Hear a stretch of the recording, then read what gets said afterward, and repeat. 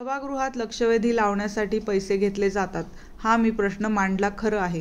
विधानमंडळातलेच अधिकारी मला येऊन भेटले. नियम 105 अन्वये एका दिवसात 3 लक्षवेधीपेक्षा जास्त लक्षवेधी लावताच येत नाही. तरीही सातत्याने 35 लक्षवेधी तर कधी 21 लक्षवेधी, मग याबद्दल बोलायचं नाही का, असा सवाल भास्कर जाधव यांनी उपस्थित केला. यासोबत त्यांनी माझा मुख्यमंत्री देवेंद्र फडणवीस यांच्यावर विश्वास होता असा टोला देखील लगावला. बातमी पुढारीने दाखवली होती, त्यानंतर त्याचा उल्लेख तुम्ही आज सभागृहात सुद्धा केलेला होता. काय नेमकी या सगळ्या संदर्भात माहिती आहे? बोला बोला. पुढारीचा प्रश्न आहे, लक्षवेधीसाठी पैसे घेतले जातात.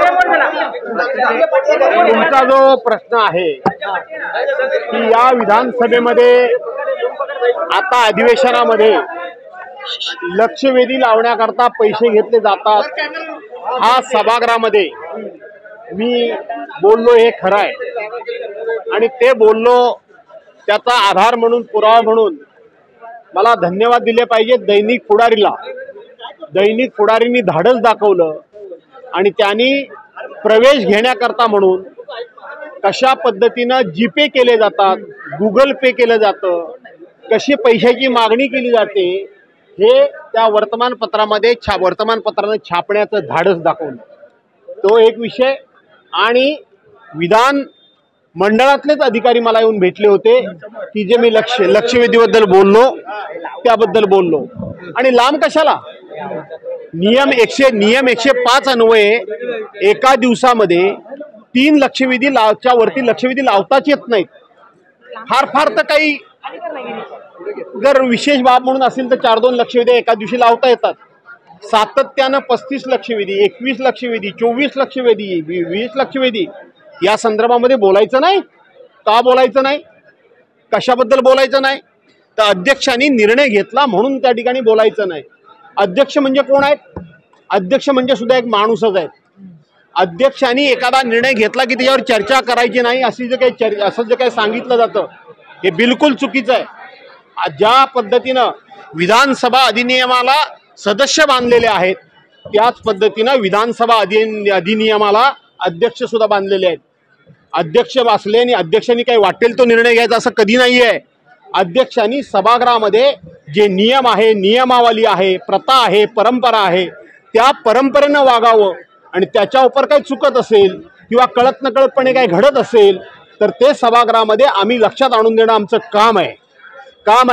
कारण विधानसभा अधिनियम, घटनात्मक प्रत्येकाचे अधिकार हे त्या ठिकाणी दिलेले आहेत. त्यामुळे कोणतीही गोष्ट मी चुकीची केलेली नाही. सभापतींच्या दालनात जातात एक आमदार, तिथे या सगळ्या गोष्टी म्हणतो, किती पैसे दिले नेमका हा मला जे बोलायचं होतं ते मी सभागृहात बोललोय, ते तुमच्या समोर आलेलं आहे. शेवटचा दिवस आहे, तुम्हाला विधिमंडळाने उत्तर दिलं होतं कोणतेही संख्याबळ अशा पद्धतीचा कोणताही नियम नाहीये. अशा स्थितीत तुम्ही शिफारस केली, मात्र शेवटच्या दिवशीही तुमच्या विरोधी पक्षनेतेपद असं आहे की ज्यांना घटनाच मान्य नाही, ज्यांना लोकशाहीच मान्य नाही, ज्यांना विधिमंडळच मान्य नाही, ज्यांच्याकडं वाशवी बहुमत आहे आणि म्हणून ज्यांच्याकडं सत्तेची मस्ती आहे, मुजोरी आहे, त्यांना अशा पद्धतीनं लोकशाहीची इब्रत राखणं, त्याची शान राखणं, त्याची सभ्यता राखणं आणि लोकशाहीचं संवर्धन करणं हे त्यांच्याकडून अपेक्षा करण्यात काहीही अर्थ नाही. आणि म्हणून त्यांच्याकडून अपेक्षा आजपर्यंत होती असं वाटत होतं. प्रत्येक वेळी सत्ताधारी पक्षाचे लोक आणि विशेष करून मी सरळच सांगतो की राज्याचे मुख्यमंत्री देवेंद्र फडणवीस यांच्यावर माझा खूप मोठा विश्वास होता. कारण त्यांना संसदीय कार्यप्रणाली, संसदीय कार्यपद्धती आणि संसदीय कार्यावर ते प्रचंड प्रेम करणारे आहेत असं माझं स्वतःचं मत आहे. त्याच्याबद्दल मला आदर आहे, त्याच्याबद्दल मला आस्था आहे आणि ती आस्था आजही आहे. त्यांनी मला पद दिलं नाही म्हणून नाही, पण ते सातत्यानं सांगत होते की आमची संख्या कमी आहे की जास्त याचा आम्ही विचार करणार नाही. मला असं वाटलं होतं की ते एक प्रकारचे संकेत देत आहेत की भास्करराव शांत राहा, शेवटच्या दिवसापर्यंत आम्ही हे सगळं करू.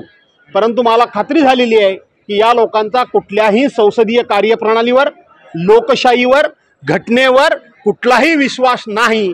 केवळ सत्तेचा माज आणि मस्ती यांच्या डोक्यामध्ये.